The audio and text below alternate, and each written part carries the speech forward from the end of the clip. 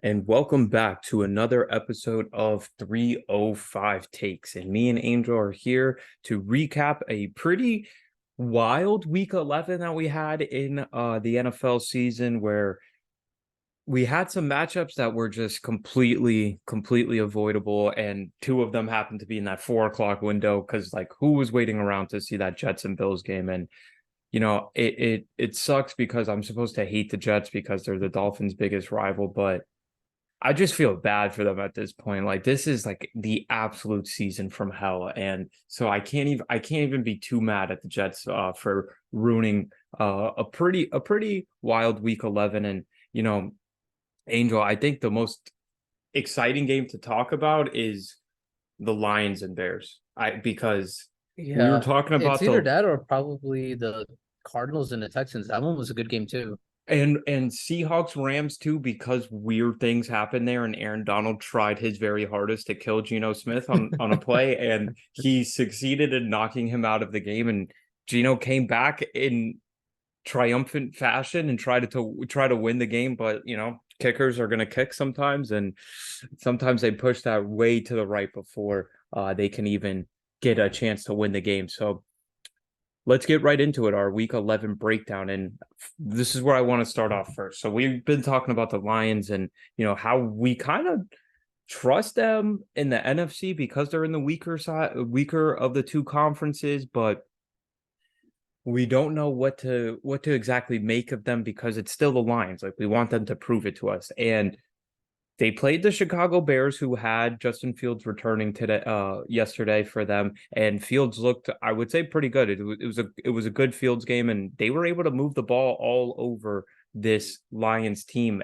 But somehow, some way, after looking terrible for most of the game, Jared Goff led the Detroit Lions on a comeback, and then the Bears had a chance to put the game into a field goal and send it to overtime, and Aiden Hutchinson pushes the fat offensive lineman into the ball, and next thing you know, it's a safety, and the Lions win by 5. So my question for you is, are you more of a non-believer in the Lions because of this win, because of how ugly it was, and just it took a lot of Bears being the Bears in order for them to push it out? Or are you a non-believer in this defense slash Jared Goff? Because I'm close to being out on them, because this was not an impressive game, even considering the comeback. Yeah, I would have to say I'm more on like your second option. I'm more out on the defense and Jared Goff. Nothing against like the defense, it's just I feel like a lot of their opponents. The Lions, they started off really rough last year and really went on a hot streak at the end of the year, but they didn't finish first or second in their division.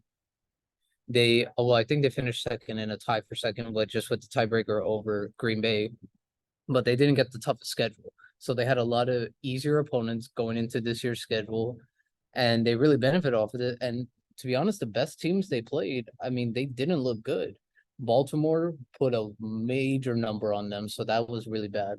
And then their other loss this year, I forgot who it was against, but uh I'll have to go back to it. The But Seattle game, overall, the Seattle game, the which Seattle they gave game, up yeah, 48 points, I believe, yeah, in that one too, yeah. So that at was home. that's where I'm with like Detroit is just their defense. Like I feel like they just need some more pieces. I would love for them to get some help in their secondary because obviously they signed CJ Gardner Johnson to start the year, and obviously that didn't pan out as much. Branch got hurt immediately within this year, so I think they need some secondary help. I would also like to see someone that's opposite of Aiden Hutchinson to at least help him get to the quarterback, and then in terms of Jared Goff, I felt this was more the Bears being the Bears because Jared Goff was not good. Like, I don't care what the stats say at the end, how it goes. He had 236 yards, 2 touchdowns, 3 picks. That's not good. Like, if you take away those last two drives, like, it was not good, pretty for Jared Goff at all. And this Bears offense, the only thing that was good was the running game, which, I mean, now they kind of unlocked Jameer Gibbs and the David Montgomery combo. So I'm happy to see that for Detroit because I really was high on Gibbs going into this year because I felt he could be the best replacement for DeAndre Swift if you were going to get someone in the draft. So there's that. And then on the Bears side of it, it sucks. You had a monster lead and you kind of blew it. And this was with Justin Fields' first game back. The game was going to be over when he threw that deep ball on third down, and it was just a little over of the head of the wide receiver. So I was like, oh, that sucks for them. But outside of that, the most of it like has to go to Detroit. Like where I have to see you beat a good team in order for me to believe that you can compete with a Dallas, a San Francisco, maybe a Philadelphia. Like I need to see you beat one very good team They because beat the best Kansas team you City though, played, they week beat one Kansas City. They in did, Kansas but City that's in Arrowhead. But I do get you, and that was a it's surprise tough. too because it was a game on the road, and they have struggled away from the road. Like you said, they did have that loss that's looking worse by the week to Seattle in that one. But so this game, it's just confusing because I want to get on them for just not being able to stop this Browns offense at all. And like I said, Fields had a great game being able to use his legs. I think he only had like 170 yards through the air, and it was his first game in a month. So whatever, there was some rust to it, but still, it Detroit's defense should have looked a little bit better. And the Bears take a 26-14 lead with 4 minutes and 15 seconds to go after they score on a late touchdown. ESPN's win probability had the Bears at a 98.2% win probability after that play. Jared Goff, who had 3 interceptions in this game and had another one dropped at the goal line that would have probably been a 99-yard Been a pick pick six. Yeah. six. Yeah. Just happened to go 75 yards and took a minute in 6 plays, went 75 yards and took a minute and 16 off the clock. And the Bears had only a 26-21 lead at that point. And the Lions were able to stop them and get the ball back, go down the field again. And they were able to go ahead and take the lead. So it's just like, do I give them props for coming back? Yes, obviously, and the way that they were able to shut it out at the end when the Bears got the ball back and Hutchinson was able to lock down the game for them. But I like you said, I need to see more, and they have a good offense on paper. I believe they're number 7th in total offense this year, but who have they played where it's like, all right, you shouldn't have been able to put up points on them? Like, I feel like everybody that they played where they should have been able to put up points, except Baltimore, and Baltimore smacked them around. So, like, that's why I'm like, all right, this is a good story. And yes, they're 8-2 for the first time since John F. Kennedy was president of the United States, which is insane. All those memes and all the tidbits of both of the Browns and the Lions being on a win streak like this is pretty Yeah, crazy. it's crazy. And so I do give them credit, and this is probably the best Lions team of our lifetime, like as far as a whole team and winning percentage goes. But other than the teams that they had with Stafford and Calvin Johnson, but they never really had a shot. This team is up there, and that's why I think it's important to dissect what's going on with this Yeah. offense and what we see from them. But But I don't know. wait, I before you think I might be out continue, on the Lions. here's the schedule. So obviously week 1, they beat the Chiefs in Arrowhead. Very good one. Week 2, that's when they lost to Seattle in Detroit. But now I'm going to read you the rest of the teams that they played up until yesterday and tell me how many good defenses they played. Atlanta, Green Bay, Carolina, Tampa, Baltimore, Las Vegas, and then the Chargers. They didn't play that many good teams. Like, I'm being honest. Like, Baltimore, maybe that's Las the only. Vegas, but Las Vegas with Josh McDaniels or Yeah, Antonio Pierce? Because those are two exactly. different teams. So, 2 different teams, and I'm looking at them like, man, are these guys like, wait, are they pretenders? Did we just hype them up too much? Because like their schedule doesn't even look that hard. Because after this week, they have Green Bay, then they have the Saints, which is a good defense, but offense they're pretty terrible. Then they have Chicago again in Chicago. Then they play Denver, Minnesota. Then their best game in terms of opponent record wise is going to be Saturday, December 30th against the Dallas Cowboys at 8 o'clock. And then they That's going to be finish a the good year with game. Minnesota. And that will be, I would say, that's probably going to be the ultimate test for the Lions. Can you beat a team like Dallas, or at Yeah. least compete with them and show us that you have the team to at least maybe potentially win it now or be in that conversation of like the final four teams going into the end of the year.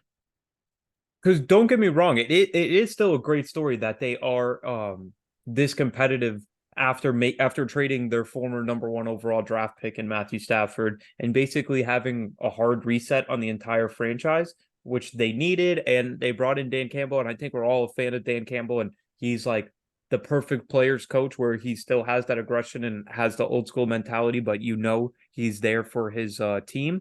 So like, don't get me wrong, I do think it's a great story, but I like you said, the NFC's the weaker of the two divisions, but I can't see them stopping either San Francisco or Philadelphia with the way their Yeah, defense is I set just up. don't see it.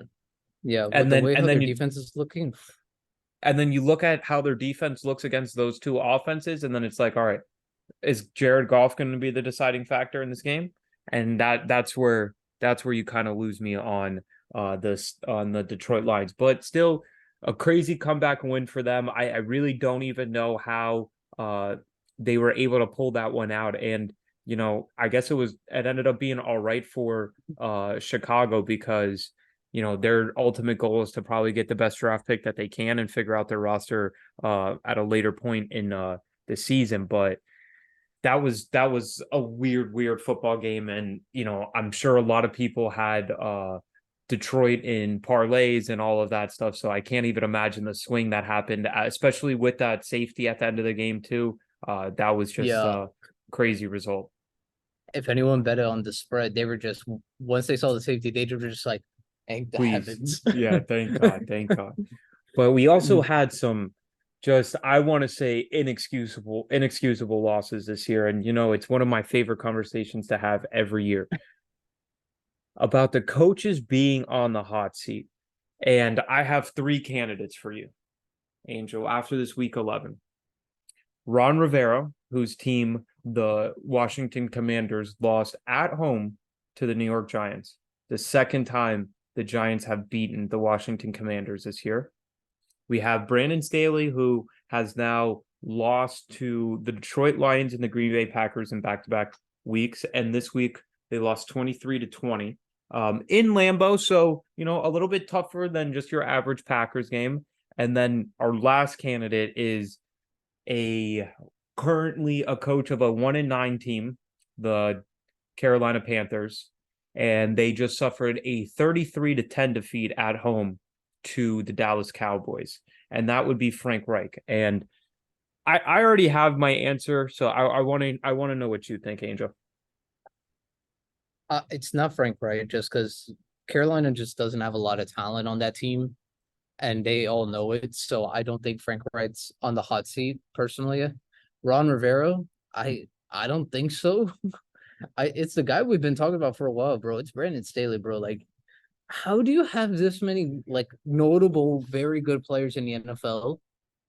And you have it's almost every week you're losing by one score or you're getting humiliated. Like that's what it comes down to at the end of the game. I'm not gonna blame Brandon Staley for the drop that Quentin Johnson had. That's not Brandon Staley's fault. That was Quentin Johnson. But And if that drop doesn't happen, we might be having a different conversation. But that's yeah, exactly why we need to have this conversation, because it seems like their game are in limbo like that at every point, and they fail to rise to the occasion to complete the comeback. yeah. They have a chance to either win the game or tie the game. And it always goes down and like down the pipe. The only games for some reason they're always in it to the very end, even if they were to get the ball last, is when they play the Chiefs. When they play the Chiefs, I don't know, for some reason Brandon Staley is always like great at coaching that week. Credit to him because I haven't seen that done by anyone else. Because almost all the Charger Chiefs games are by one score, but it's also the same thing for every other week that he's coached. And to have a Khalil Mack, a Joey Bosa, who sadly got injured, Derwin James, Asante Samuel Jr., Kenneth Murray, you have a lot of good players on this team, and you are a terrible defense. Like that, to say it's a bad defense is probably being nice. I think they are a terrible defense. Considering the names that are on this defense, you actually need to be productive. Like there is no excuse. Your offense puts up points. The offense does enough to win the game. The defense just always does enough to lose the game. Yeah. Yeah, I agree with you, and especially his is probably the hottest because he knows the pressure that comes with having a young franchise quarterback. People want to see immediate results right away. And, he has that in Justin Herbert. And, he again, such a weird quarterback to analyze because I still think he played pretty well against the Packers and certainly well enough to win, but they gave up 322 yards to Jordan Love on defense, and he only really has Keenan Allen that he trusts on offense. And Eckler is, I don't know, I don't know. Yesterday was not his best game. Yeah, He looked Eckler was slow. not great. Yeah, Eckler was not great, and that's against the Packers team that is vulnerable against the run. So, and you saw how Staley was in the post game press conference, going back and forth with that reporter who was asking him if he's going to give up play calling responsibilities on the defense, and he got really defensive. Because if he's not calling plays and in charge of the defense, like what is he actually there for? Because they're certainly not winning enough games for him just to say, "Oh, I'm the head coach of this football team, and that's what I'm in charge of." But for me personally, I think the answer is Ron Rivera because I, yeah, I could see why. listen to this. This is a New York Giants team that we were laughing because just a few weeks ago they still hadn't gotten a first half touchdown on offense. They have outscored the Washington Commanders in 2 games this year, 79-23. 79-23 is what the total score has been between New York Giants and Washington Commanders this year. They let Tommy DeVito throw 3 touchdown passes on them. Tommy DeVito, let me repeat that. Tommy DeVito had 3 touchdown passes against Washington yesterday. And it's not even like Washington's defense played all that badly, but when you look at what the offense did to not help them out, it's just it has to be a hard reset for the Sam franchise. Howell was not good. Yeah, Sam Howell was not good. He had 3 interceptions on the day, including a pick 6 to Isaiah Simmons. But they had 4. Let me see. They had 4 sacks in the first half of the game, so it wasn't like they weren't getting pressure on them. And this is how Washington's season has played out so far. They had a 34-point loss to Buffalo in week 3. Then in week 5, they lost by 20 points to the Chicago Bears, who going into that game had lost 14 games in a row.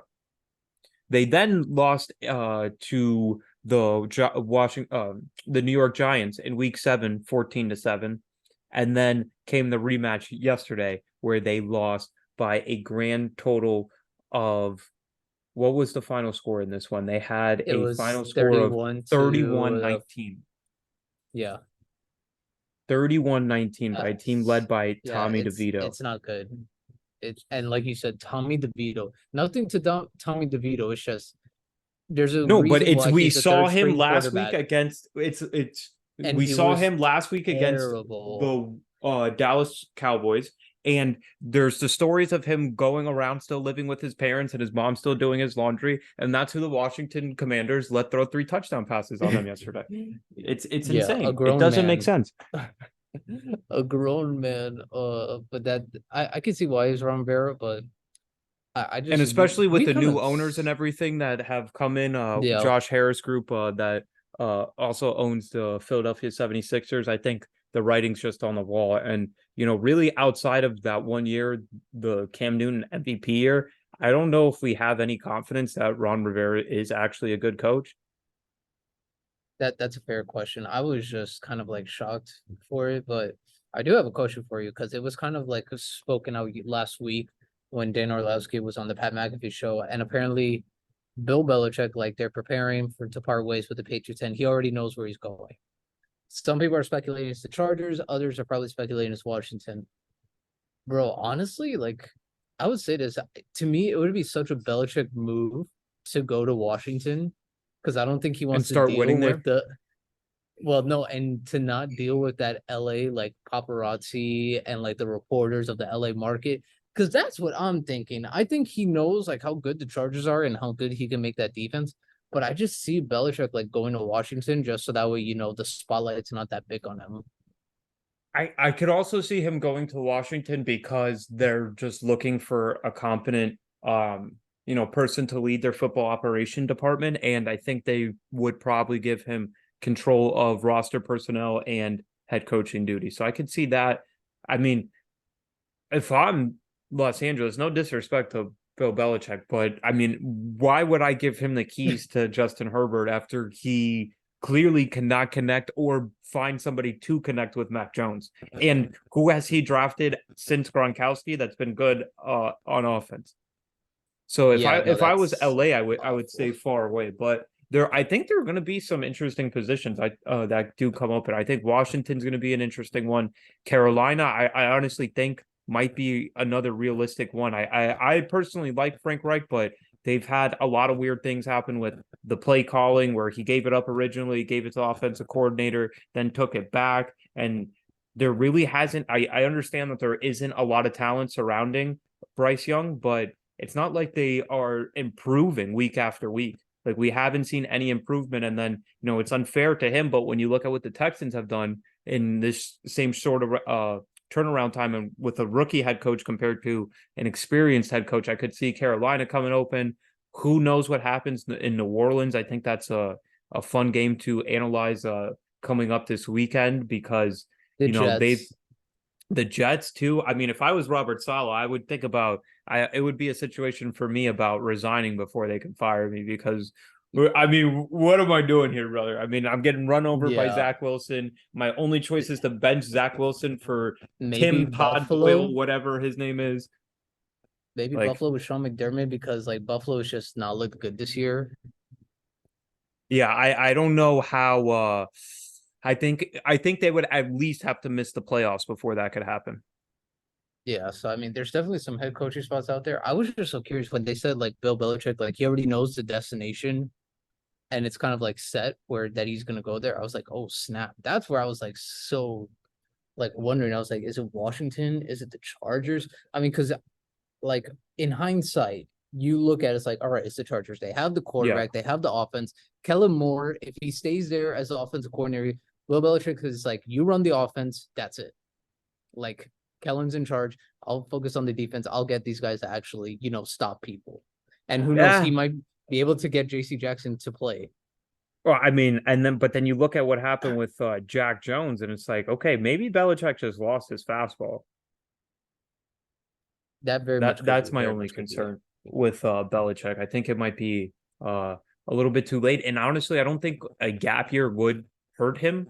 I still think teams would be looking to hire him, but we'll see. We still have a lot of NFL season to go. It's going to be a fun week to talk about this week coming up with week 12, having the games on Thanksgiving. We have Packers at Lions, Commanders at Cowboys, 49ers Seahawks is going to be a fun one. The first Black Friday game with the Miami Dolphins and the New York Jets, which sorry, Jets fans, that it has to be this way, that it's Buffalo and then followed up with Miami. I'm sorry about that. Myles has And been waiting for this week for so long. I mean, especially I wish they just honestly, I wish what's his face would just come back at this point is Aaron Rodgers because like I at least like give these guys some type of hope for their team because I mean watching that Buffalo game yesterday must have been so painful as a Jets fan and having to wait around till 4:30 for that game to even kick off just for your punter to basically match the passing yardage total for both of your quarterbacks that you had in that game. That's a Yeah, tough way it to go was out. that was sad. That was pretty sad. But no, I definitely see that. I mean, but like we said, this was not the most entertaining week of football, but we still had some good things. I mean, especially in fantasy, bro. Fantasy, some guys just popped off. Yeah. Yeah, there were some fantasy MVPs this week and it was a weird week because I mean, we still have the Monday night game to go, but I feel like it was just a weird week of matchups where you weren't like, oh, like both of these teams are going to go crazy in scoring. Like, thank God, I'm glad that I have guys on this team, but it was just a weird week as far as like I didn't know who the top scorers were going to be going into this week. Obviously, like I expected a big game from Tyreek going up against the Raiders. I thought personally, like I said, I thought Laporta was going to go crazy this week, but didn't really happen. And for me, my first fantasy MVP of the week, I'm gonna give it to Jalen Warren because Okay, Jalen he's had Warren. a sneaky good season. Najee Harris, I don't know what happened to him ever since his rookie year, and I want to put some of the blame on that offensive line that's in front of him. But then you see Yeah, Jalen Warren, who started the year as his do backup what and is he now does. Yeah, basically taken over, had the 75-yard touchdown run. So in leagues that give the boost, the extra points for big plays, you got that. Finished with over 100 yards rushing on the day, had 129, the one touchdown on the long run, 16 receiving yards and 3 receptions. That's my first fantasy MVP of the week. A guy that's been a little bit under the radar this season, but has definitely done the most with his touches. that's a good one. The one that I put was a guy who only had 2 weeks of over 20 points coming into this week. Bro, I put Calvin Ridley, bro. Calvin Ridley was Two awesome. He touchdowns, scored yeah. 31 points in a standard PPR league, 7 catches, 103 yards, like Myles said, 2 touchdowns. He also had 1 carry for 18 yards, scoring 31 points. Because outside of week 1 and week 5, the highest he scored in 1 week was 14. Yeah. And there was a lot of And that expectations for was week one. Calvin Ridley. Yeah. Yep, that was week 1. So props to Calvin because I thought he was awesome this week. And then, bro, the one who I thought was going to be MVP of this week, but it just didn't happen. I was going to put Dak Prescott because I thought him and the Cowboys were just going to light up. Like, I thought they were going to have 35 points before halftime against Carolina, but they didn't. So that's definitely a question for it. But I thought they were going to do good. But credit to him and also credit to Trevor, bro. Bro, the one week I benched Trevor for Justin Fields, he goes Yeah. off. Like Yeah. this He guy goes last week absolutely was crazy. at -2 at one point in the game. He was at Yeah. And he -2 went in fantasy crazy. points. Going crazy, bro. Like that just makes me go like, what happened? And my second one of the week, I'm going to give it to one Tank Dell because the rookie has been going crazy. He continued it this week. He had 1 touchdown, 149 yards receiving, and 8 receptions in this game. And the reason I'm giving it to him, not only because he went crazy this week, is because he's been on an absolute tear. And we know how it is with rookie receivers where they're going to put up big games and then sometimes they're going to tail off, especially as defenses start to get more familiar with them. But he has been, I mean, since week 8 when he scored 6 points, he put up 29 against the Buccaneers in week 9. Week 10, he put up 18 points against Cincinnati.